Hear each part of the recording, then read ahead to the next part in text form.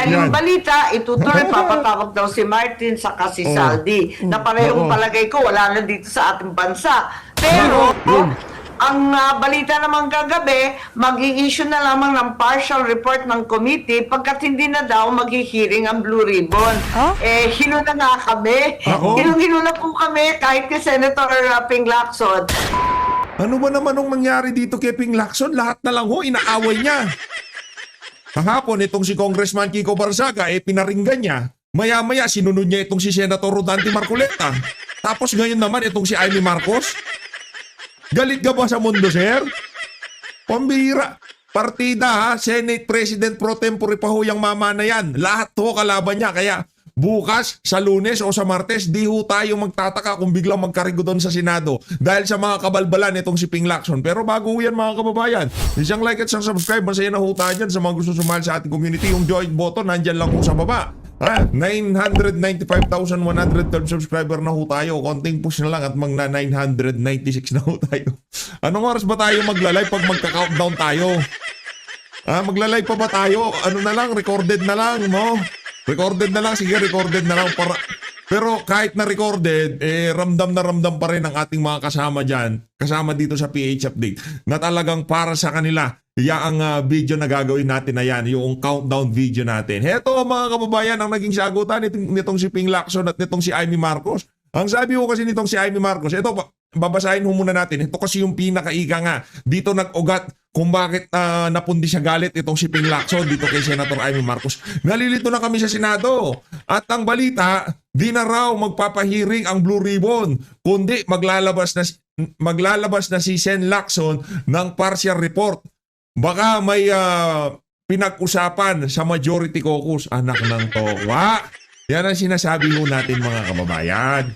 Diyan sa caucus na yan, maraming hocus-pocus. Kaya nga hocus-pocus. Yan.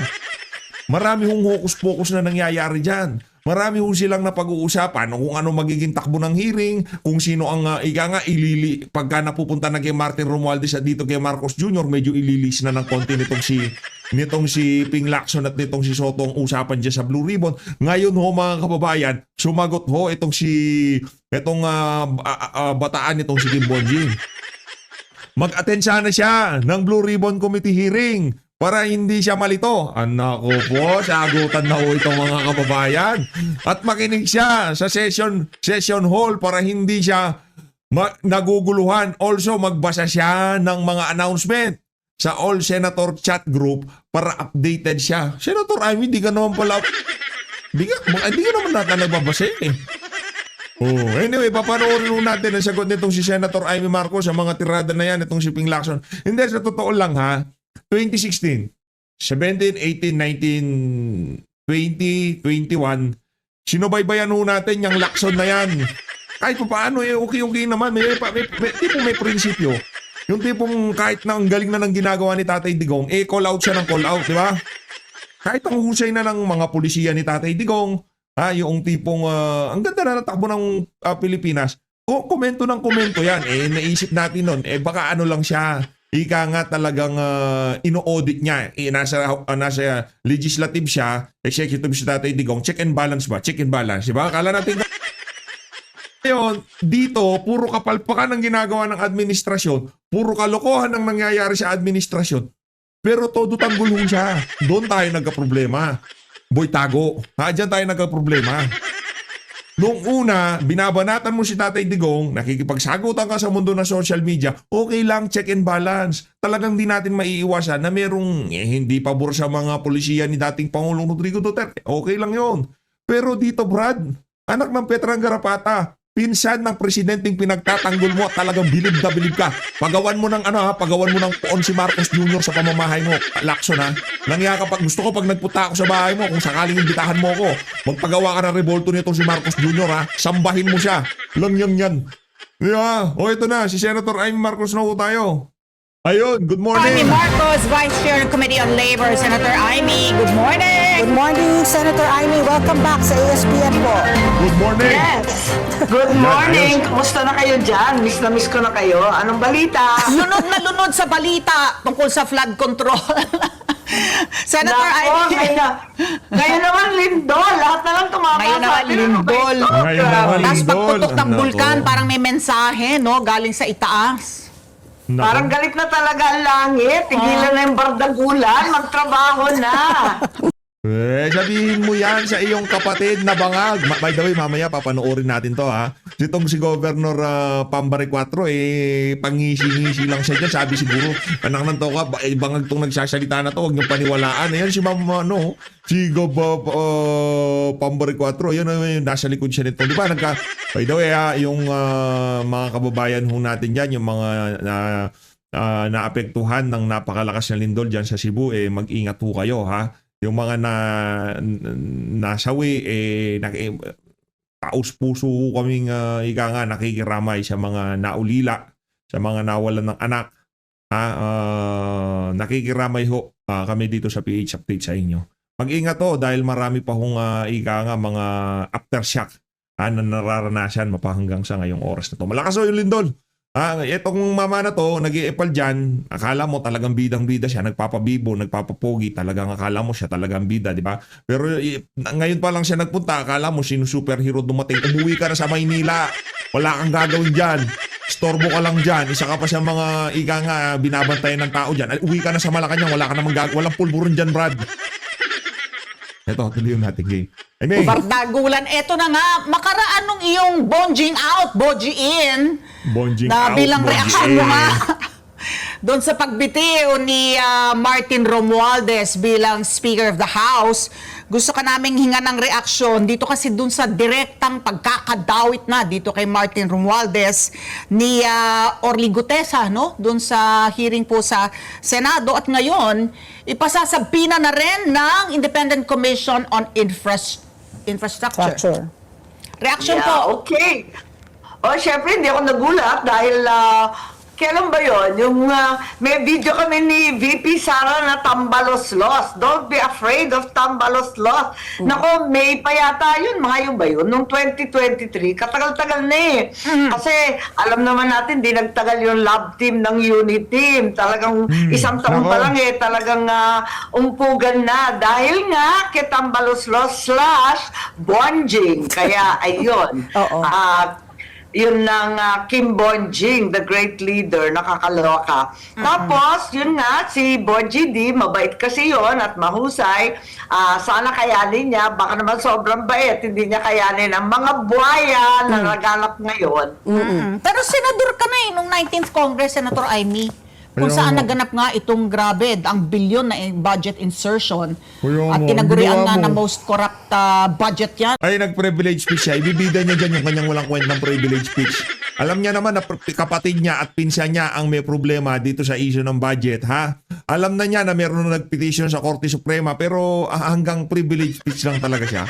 Okay lang ma'am kung pinsan mo presidente. O hindi ka namin sisingilin ng ganito. Kaso kapatid mo presidente. Ikaw ang primary author ng isa sa mga primary author ng unity team na yan, tapos ngayon nagkakahendot-hendot, puro parinig lang ginagawa mo. Walang yakang mangga ka. Huwag niyo na akong iboto yan si Amy Marcos, ha. Nakachamba na naman to eh. Nadaan sa laylayan, di ba? Pang 12 siya di ba? Oo, sa susunod, sana huwag na manalo tong alin na to. Real talk, ayaw nating manalo yan si Marco. Sige, papilihan ko kayo mga kababayan. Ito, mabili siyang survey lang to. Jimmy Bondoc, Vic Rodriguez, sino pa ba yung natin? Pastor Kibuloy? Okay, sige, ganito na lang. Okay. Pastor Kibuloy o itong si Amy Marcos, i-comment nyo ho dyan sa baba. Ako kasi alam ko Alam ko yung pipiliin ng ating mga kababayan dito all the way. Pastor Apollo Kibuloy. Imagine niyo mga kababayan, nasa Senado ngayon itong si Pastor Apollo Kibuloy at itong si Senator, itong si Attorney Vic Rodriguez. Talagang balagbagang blues yan mga kababayan. Kumbaga na ano lang talaga, nadaya lang, pero panalo ho yung mga kandidato natin na yan. Sa kasaysayan ng Pilipinas. What do you know? Na ito, yung Yes, Kung maalala nyo, yung 2024, nagwawala na ako tungkol sa budget. Pagkatapos ng 2025, nung December last year, hindi ako pumirma kasi parang sabi ko, tigilan na ito, puro naman photo op lang kami sa BICAM. Tapos nagugulat na lang kung anong lalabas yan sa BICAM. Hindi tama ang proseso yan. Kaya hindi ako pumirma, hindi ako umattend ng BICAM. Sabi ko, kalokohan to. Pipicture lang kami, pipirma Yan. kami, tapos papaltan ninyo lahat. Sangkatutak na, ano ba tawag? Depende kung sino. Insertion or institutional amendment. Basta todo cambio. Nakainis nga eh. Oh, so Senator Amy, sa mga pagdinig po ng Senate Blue Ribbon Committee, tsaka yung maski na iilan lang no, yung nangyari po sa House of Congress, I'm just going to ask your opinion. Yung mga nabanggit na mga pangalan, were those the names that you were expecting? Were there revelations there? Or are there names that you're expecting pa? Your personal assessment po sa mga pangalan po na ngayon ay naisiwalat na. Ang dami-dami pa dapat na pangalan kasi talaga nagkakagulatan. Hindi lang naman nagtatapos kay Saldi ko yan, sangkatutak pa ang damay-damay dyan. Hindi ko maintindihan ngayon, nagkakaturoan, biglang yung mga senador na. Kaya nakakagulat. Ang dapat talaga dito, talagang buwagin ang buong sistema. Ang ating mga congressman, kung sino ba dyan, ang mga bumibira ng budget, alam naman natin yan, yung mga senador, kung dawit ba talaga. Pero itong nangyayari na nagkakaturoan, taguan, tapos ramdam na ramdam namin hanggang saldi ko lang eh. Parang pinagpapawalan na aakyat pa sa dapat akyatin.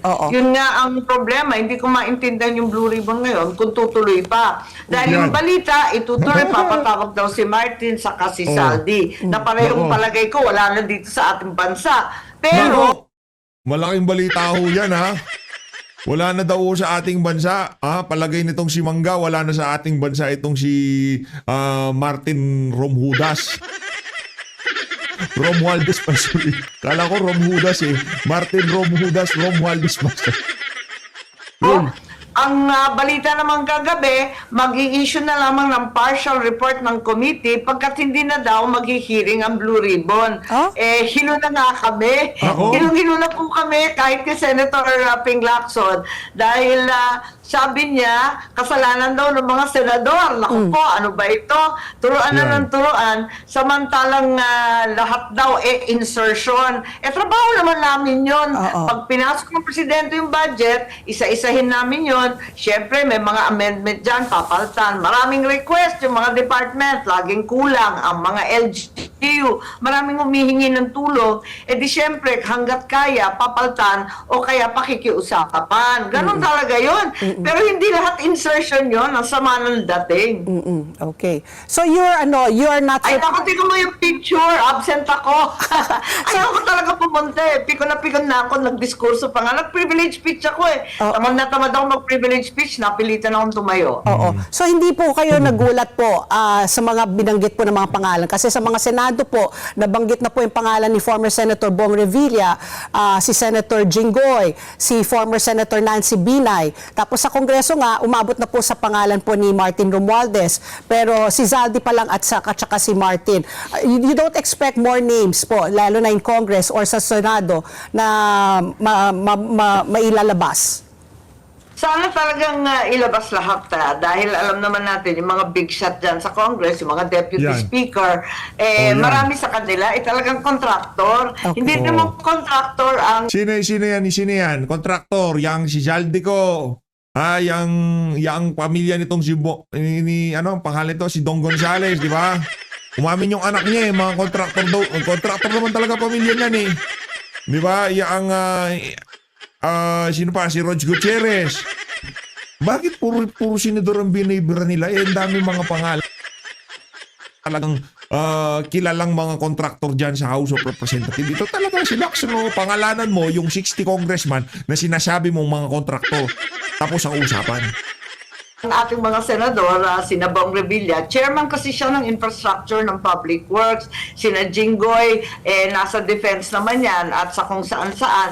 Abay, hindi ko sila pinagtatanggol. Kaya lang, bakit parang pinipili lang yung mga tinuturo, samantalang yung malalaki na kontratista talaga, na in your face, na direkta, bakit hindi sila yung unahin?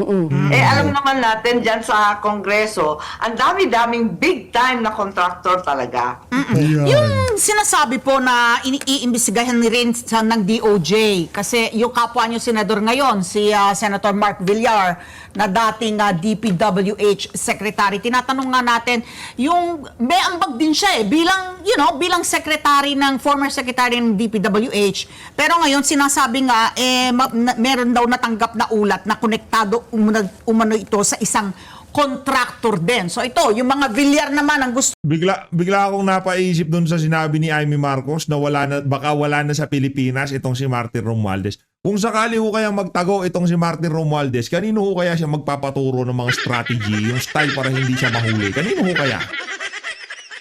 I-comment nyo ho sa baba yung pangalan ng individual na talagang eksperto sa pagtatago. Diba? Siguro, tinatawag niya itong si Batali ka dito, may tatanong ako sa'yo, taka dito, lang ka. Upo ka dyan.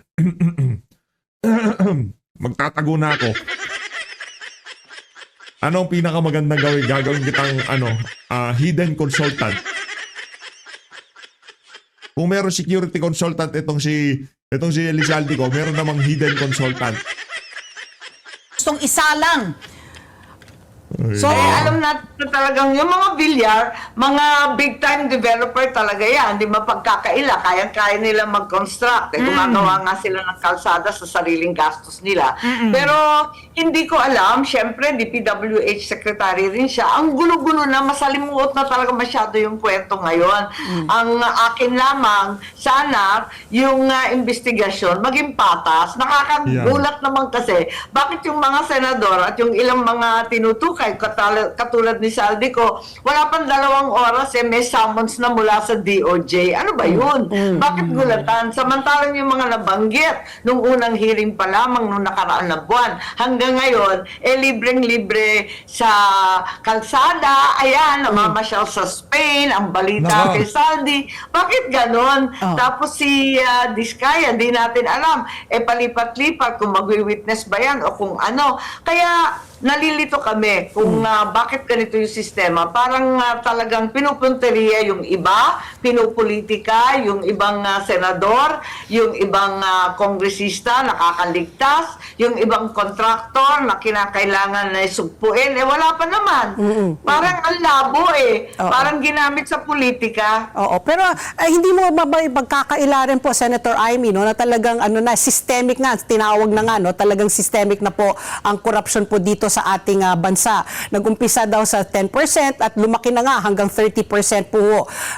Ang Senado po, in aid of legislation, you po as a senator also, listening to all these hearings also, what proposals, aside from being it live streamed and transparent, how else can we curb corruption or manage at least yung mga commission po dito and eliminating legislators as being contractors and doing all these insertions also?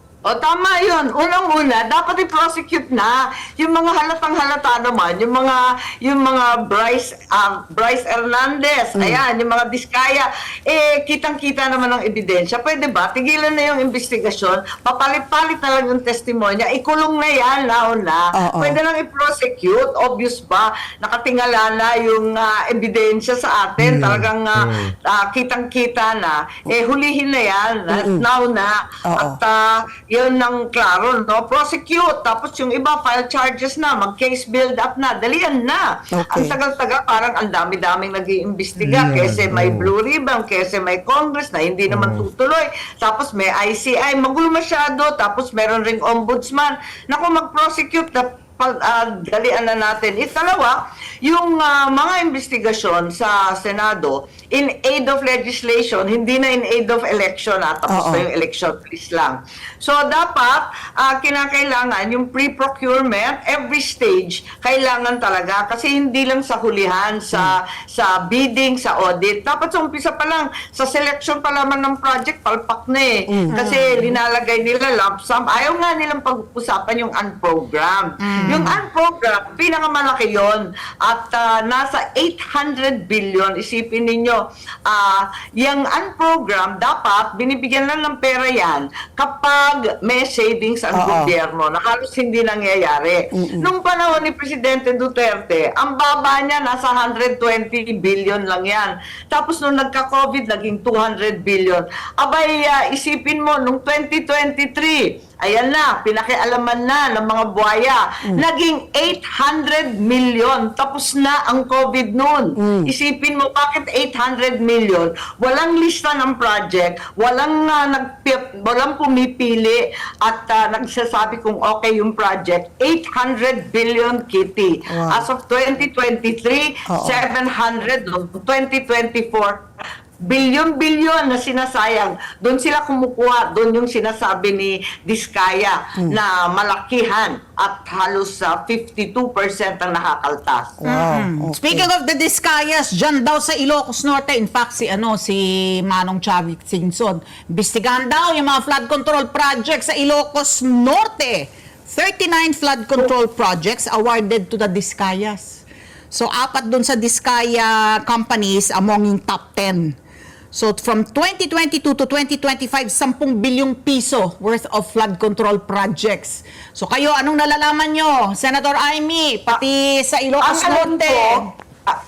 Ang alam ko, talagang dun sa ibang lugar, ginamit talaga kasi ang business model ng Diskaya kakaiba. Hindi naman sila construction na talaga, kundi pinapahiram yung kanilang permit. Ang lisensya nila, meron silang siyam na kumpanya. Yung siyam na kumpanya na yan, puro AAA or quadruple A listed na mga contractor.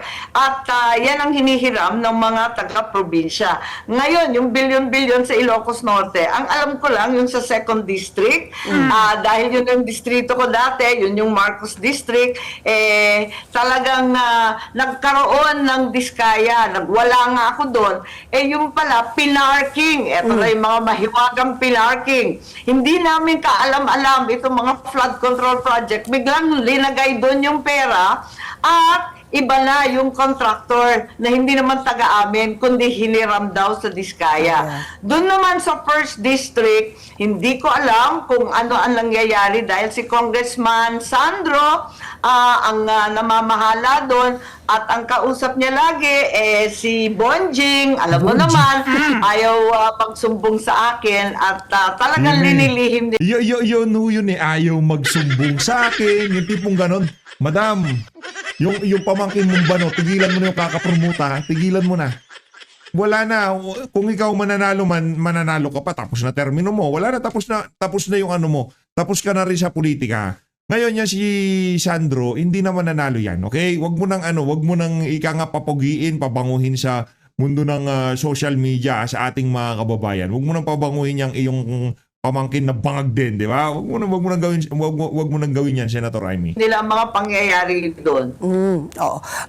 Senator Ivy, nabalita rin. Ang gulo nga kasi ang gulo nga kasi biglang darating yung pera, ang tawag parking. Yeah. Pag Parking, tinimbre oo. sa'yo, pag hindi tinimbre sa'yo, may tawag po yung mga Sagasa! Sagasa! Ano ba yun? Oo. So, Senator Amy, may balita rin po, nagkaroon po ng contribution mga kontratista sa pagtakbo ng inyong kapatid, ngayon po ay presidente, at kay Sara Duterte. What are your thoughts po on this? Are you aware yung mga ganitong contribution po mula sa mga contractor po na nagbibigay sa ating mga mambabatas?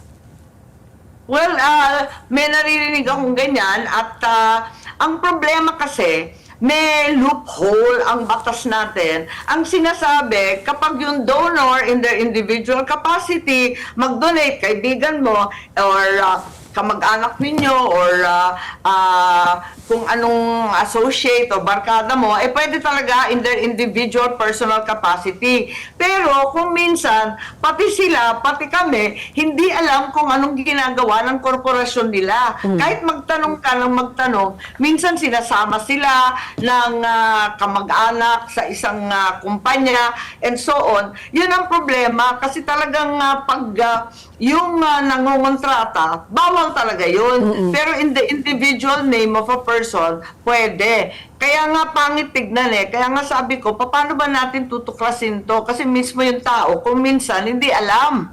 Ayun ang problema.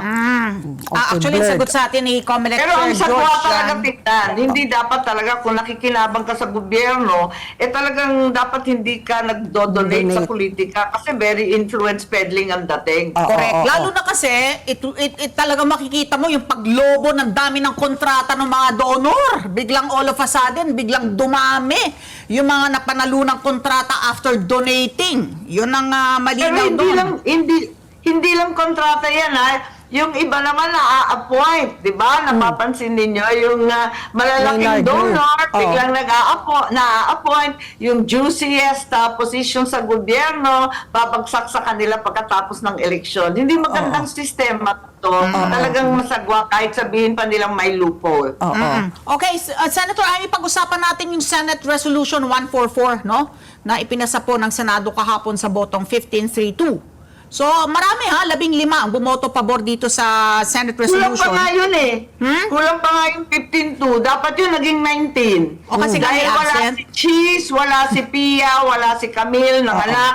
Pagkatapos si Rafi Tulfo, akala walang medical report. Ayun, dapat naging 19 pa yun Dapat 19 pa pala yan. So, ano ang impact nito? Ito, para lang dun sa mga late dumating, ano yan, resolution po ng Senado urging the ICC na payagan na isailalim sa house arrest itong si Pangulong Duterte. After nga yung binabanggit ni Senator Amy na he's going to be, parang, di ba, parang may medical report na deteriorating nga yung kanyang kondisyon in detention.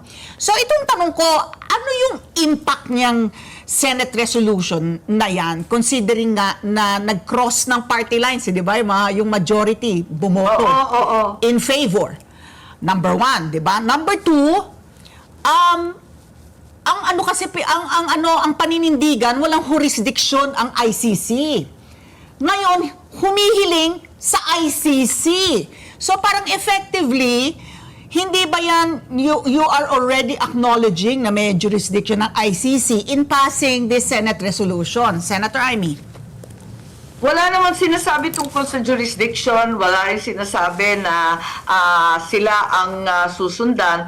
Pero ang amin lamang, kahit moral or humanitarian lamang ang impact, kasi talaga naman walang legally binding dyan sa resolution. Sense of the Senate lang naman. Ang pakiramdam lang namin, ang pakiwari namin, na karapat-dapat iuwi na lamang siya at i-house arrest. Dahil sana pakinggan kami ng ICC at pakinggan din, huwag kalimutan ang administrasyon. Dahil ang gobyerno ang sumuko kay Presidente Duterte, sila ang nagdala sa Lahig. Baka naman mapakiusapan sa ICC on purely humanitarian grounds. Dahil nangyari na to, yung ibang nadakip, ang nangyari, talagang pinauwi na lamang pagkat may sakit. Tapos yung isa naman, namatay na lang sa kulungan at may duda pa na baka linason o sinaktan. Kaya mas mahirap yung nagkakasakit sa loob. Mas mainam, dito na lamang siya at kilala naman natin si Presidente Duterte. Unang-una, ang sinasabi, balat buto na lamang, ang payat-payat na raw. Dahil hindi nga makakain, hindi niya kaya yung pagkain ng Dutch. Iba yun hindi naman inuunan at saka hindi naman munggo at danggit yun, hindi niya kaya kainin. Payat-payat na daw Tapos alam naman natin, bago pa napunta sa higyan, talagang hirap na rin lumakad. Ang balita na bagok daw ilang beses, nadulas. Tapos Unconscious. nagiging may konting dementia na rin daw kasi hindi na raw naaalala yung ibang tao, tapos nakakalimutan na yung ibang events na tinatanong sa kanya yung mga datos. Paano magta-trial yan kung hindi niya alam yung mga bagay-bagay? Pauwi na lamang yan. Mahirap talaga yung ganyan. At hindi naman natin ugaling Pilipino na pahirapan ang matatandang may sakit. Oo. So, Senator Amy, best case scenario, no, pumayag ang ICC na makabalik po sa atin dito sa ating bansa si former President Duterte. Worst case scenario, kasi di ba nag-aapela si Attorney Kaufman, nabigyan nga siya ng interim release, no? Pero kailangan, parang may historically, parang may dalawang bansa pa lang, Argentina at Belgium ang pumapayag. Pero I think there's a third country, I heard the Netherlands is also open to accepting the President. Are you okay naman if ever na ma-house arrest po ang ating Pangulo pero sa ibang bansa? Kung sakali man po, kasi hindi na po rin tayo miyembro di ba, ng ICC. Yes, syempre, iniisip rin natin yung mga requirements ng ICC at hindi pumayag yung Holland. Kaya problema rin yun. So, naghahanap ng ibang bansa kung sakasakaling di pwede sa Pilipinas. Pero, syempre, mas mainam dito sa atin para nakikita pa rin niya yung kamag-anak niya, meron siyang kausap. Higit sa lahat, meron siyang kakainin na type niya at yung mga doktor niyang nakasanayan. Kasi hindi tayo sigurado yung mga doktor dyan sa loob, kung tama at sapat yung mga binibigay sa kanyang mga gamot. Dahil sabi nga nila, ang payat daw sobra. Ang sabi ng bata, yung anak ni VP, nung nagkita sila, natakot daw siya, ang payat-payat daw ng lolo niya. Nako, okay po. Yung yung At maganda naman ang nangyari kasi kagabi, pinaliwanag naman ng lahat ng mga senador, wala naman itong kinalaman sa pagpapalaya o makakaligtas si Presidente Duterte. Kasi hahatulan at hahatulan pa rin. May paglilitis pa rin. At sisiguraduhin na makakabalik siya o kahit by Zoom o kung papano. Depende na lang sa medical condition. How ito ay ito yung diretso urging the ICC, 'di ba, to grant house arrest na lamang. Pero ito, how is the current That's right, administration to be ma-involve itong administrasyon na ito to support the Senate resolution, no?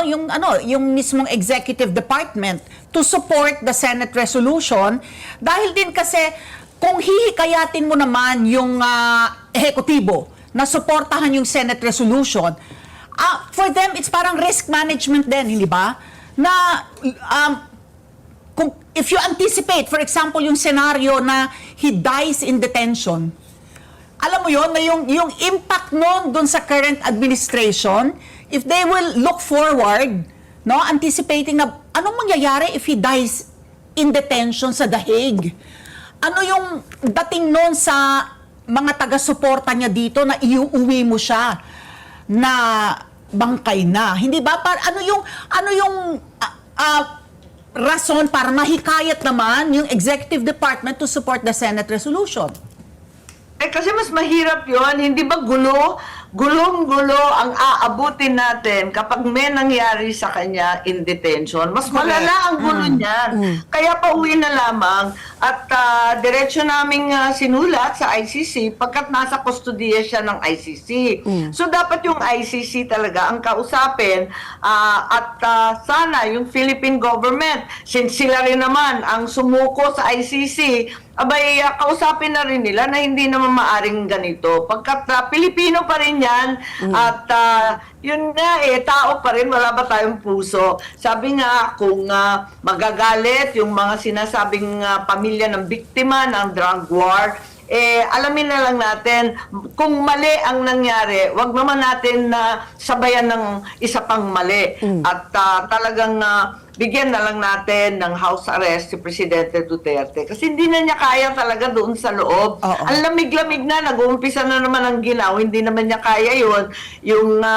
Yung condition niya hindi rin mabuti. Nagde-deteriorate very fast daw, pati yung isipan at yung dementia ay talagang umiiral na rin. Okay po. Sige po. Senator Amy, we're out of time pero sana sa Ayun na nga mga kababayan, yun ho ang naging interview nitong si Senator Ay Marcos niya sa ASPN. Ngayon naman, lipat ho tayo dito sa kapatid niyang bangag na nandyan naman sa Cebu. Ito si tingnan, huwag yung tingnan tong bangag na to. Yan, huwag yung tingnan yan. Bangag yan eh. Wala naman sa tamang kapraningan yan, ika nga.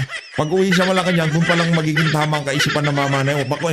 Depende lang kung may dala siyang pulburon. Kung may dala siyang pulburon, siguro yun, medyo nasa tamang katinuan niya. Pero ngayon, walang matinong sasabihin yan. Tingnan nyo na lang yung facial expression nitong si Ma'am Pamber 4. Game! Good afternoon, everyone. Andito ngayon tayo sa Sultan Buko. Tignan ang mga naging problema na dinala ng lindol nung isang araw. At ang pinakamalaking damage na dinala ng lindol ay infrastructure damage. Mga building. Susunod pagbigyan mo pa yung Hindi infrastructure damage.